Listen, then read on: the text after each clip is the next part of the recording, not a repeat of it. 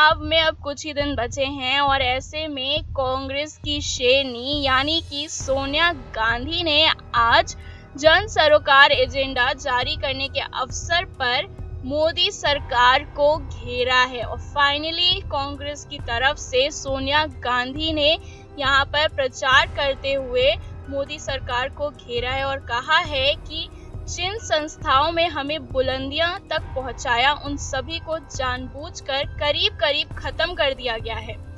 65 साल में बड़ी मेहनत से तैयार किए गए जन कल्याण की बुनियादी ढांचे और सर्व समावेशी ताने बाने को मोदी सरकार ने पूरी तरह से नष्ट करने में कोई कसर नहीं छोड़ी।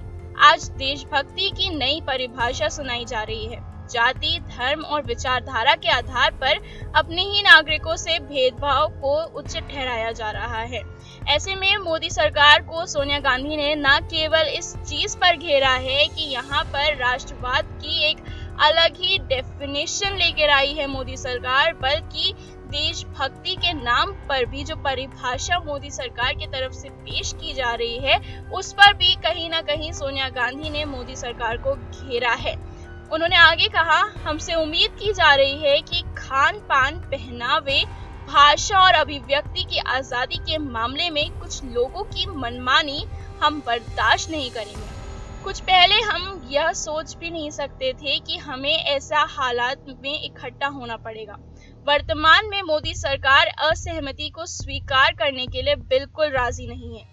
जब असहमति जताने पर हमले होते हैं तो सरकार कानूनी कार्रवाई करने के लिए बिल्कुल तैयार नहीं होती है। अब मोदी सरकार को जिस चीज पर सबसे ज्यादा घेरा गया था उसी पर कहीं ना कहीं सोनिया गांधी जो कि कांग्रेस की चेयरपर्सन है, उन्होंने एक तीर चलाई है। उन्होंने कहा है कि अगर आप यहाँ पर गलती से भी मोदी सरकार से असहमति दिखाओगे तो यहाँ पर मोदी सरकार आपके बातों को नहीं समझेगी बल्कि आपके ऊपर कानूनी कार्रवाई भी करवा सकती है।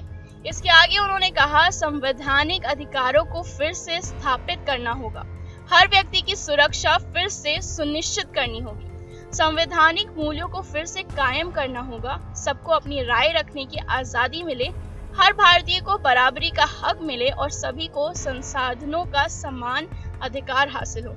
नागरिकों के अधिकार छीनने की इजाजत किसी को नहीं दी जा सकती।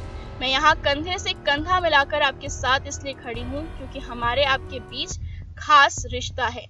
सोनिया गांधी एक ऐसी नेता हैं जिनको मौके तो काफी मिले कि वो खुद प्रधानमंत्री बन जाए, लेकिन उन्होंने आज तक कभी भी प्रधानमंत्री के लिए चुनाव नहीं लड़ा है। उन्होंने कभी भी, उनको मौके मिले हैं लेकिन जब भी उनको मौका मिला है तो हमने देखा है कि 2009 में भी उन्होंने मनमोहन सिंह जी का नाम आगे किया था जो कि हमारे अब पूर्व प्रधानमंत्री भी हैं। इसके बाद अगर हम बात करें मोदी सरकार को घेरने में तो कांग्रेस की शेरनी अब जग चुकी है और कहीं ना कहीं अब ऐसा लगता है कि एक बार फिर से कांग्रेस को यहाँ पर उसकी बुनियादी जीत जो है वो सोनिया गांधी कहीं ना कहीं उनको दिला सकती हैं और ऐसे ही अगर कंधे से कंधा मिलाकर वो लोगों के साथ खड़ी रहीं और अगर लोगों के जनहित के बारे में बात करती रहीं तो कहीं ना कहीं यहाँ पर मोदी सरकार को भी सोचना पड़ेगा और मोदी सरकार की 2019 में जीत को थोड़ा सा झटका जरूर लग सकता है। SPN9 न्यूज से अनुश्रुति की रिपोर्ट।